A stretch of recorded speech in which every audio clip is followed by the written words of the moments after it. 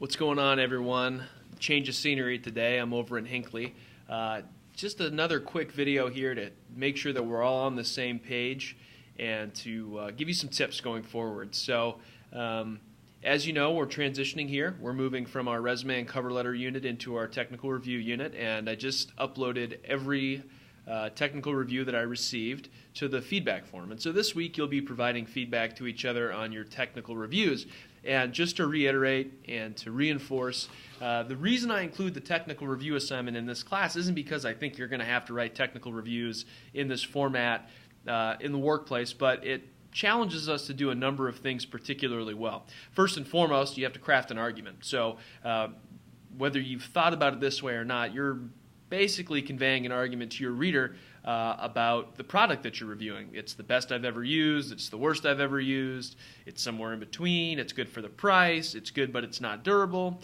And so you have to formulate an argument. And an argument really is just a series of claims that you're making that are supported by clear evidence. So we're going to practice that. You're going to have to practice describing. So chances are you're going to have to zoom in and take a look at your particular product. So if you're, for instance, taking a look at a gaming computer, you're probably going to have to get into the way that it looks, the way that it's set up, the way that it functions, the way that it works, and all of that requires descriptive language. I know one of you at least is writing about ice fishing traps, something near and dear to my heart, and so you're going to have to describe how they're made, what makes them useful, how they perform, and those types of things. So descriptive language is certainly part of it. And then part of it also is just thinking about how you're going to organize and structure this material in a way that's going to be most useful to your reader. And this, of course, is all added to just the general task of being able to convincingly and usefully evaluate something. So you're doing all of that, and I think that's really important. And so as you do this, and as you review each other's writing, I want you to approach it in a very straightforward way. Certainly I want you to go in and I want you to take a look at how well do they deal with jargon. How well do they present their bottom line? How well do they support their claims with evidence? And that's all really important. But at the end of the day, I want you to read this like a consumer, okay? Somebody who's considering buying an ice auger or ice traps or work boots or hand lotion. And I want you to ask yourself, do I know everything that I would need to know in order to make a wise consumer decision? So again, just to zoom out, this could be you could be evaluating something much different than a consumer product. You could be evaluating a fellow employee or a subordinate who's up for promotion or for a raise. And you would have to convincingly argue using specific details and experiences and criteria why this person deserves a promotion or a raise. It could be a piece of real estate that you're looking to acquire or a business that you're looking to acquire. And you would have to, against some set of objective criteria, assess why that would be a strong acquisition or why it might not be a good idea, why the timing might, whatever it is, okay? But at the end of the day, you have to compel somebody to take action, to buy it, to not buy it, to buy it but under certain circumstances, etc. And so as you're reading your peers' reviews, I want you to keep that in mind. You should understand the pros and the cons of the product. You should understand what makes it, where it performs really well, what its limitations are, and I think I've given you a couple of really good examples to look at in that domain. So that's what I really want you to do. I want you just to approach this as though you're about to make a consumer decision, you're about to buy an ice auger, you're about to buy work boots, and I would just ask you to ask yourself, do you have enough intel, enough data, enough insight here to make that type of decision? And where you don't have that, and I'm guessing that there are going to be instances in virtually everybody's review where you've left out valuable information, whether it's the price, whether you've failed to look at a specific criteria that's really important. For instance, maybe the writer did a really nice job of looking at the workmanship and the durability and the price of the boots, but one of the things that they left out that is really important is traction. How's the traction? For working in slippery environments, for instance.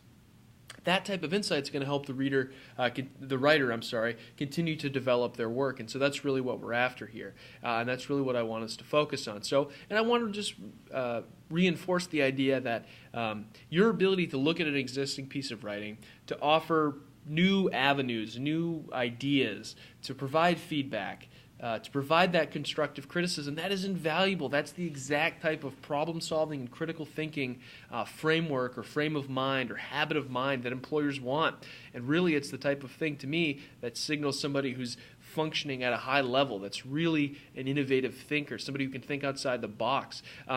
In that same vein, I want you to think critically as a writer and as a reviewer about how you could conceivably set this review up. You'll notice that in this class I don't give you parameters, I don't give you templates, I don't give you formats, and that's by design. I think one of the most important things or habits of mind I can develop in you as writers is to try to deploy the best format, the best structure, the best approach for that specific and very unique situation. Every writing task is a little bit different. So interestingly enough, I gave you a couple of examples. I gave you the Beats by Dr. Dre, and I gave you an example about the LL Bean tent. And what was really fascinating to me was that many people, well, I'm not fascinating, I see it every semester, and one of the things that I want to caution you about is many people just kind of lifted that structure. So what they had were some criteria, durability, assembly, you name it, price, and then they had pros and cons. And that's fine, and that's a functional template, if you will. It'll work, it does the job, but is it optimal? Does it really communicate the message that you're conveying optimally? And I would argue in many cases it doesn't.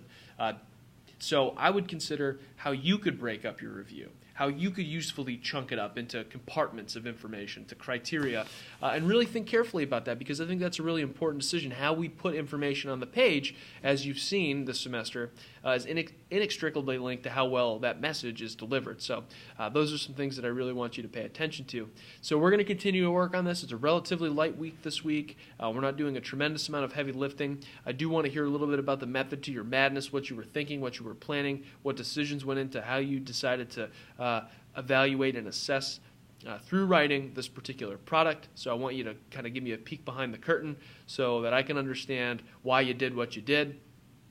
So that's really what we're up against. Not a heavy-duty week. We'll kind of put this assignment to bed next week, and we'll start to move into our next assignment, which is the instructions assignment, which I'll get to later. So as always, my door's open. I'm available to meet with you in person. I'm available to talk over the phone. I'm available to look at stuff over email, and I'm also available to chat with you over Skype or through video chat if that's something that you want to do. So anyway, those are some things that I really want you to think about.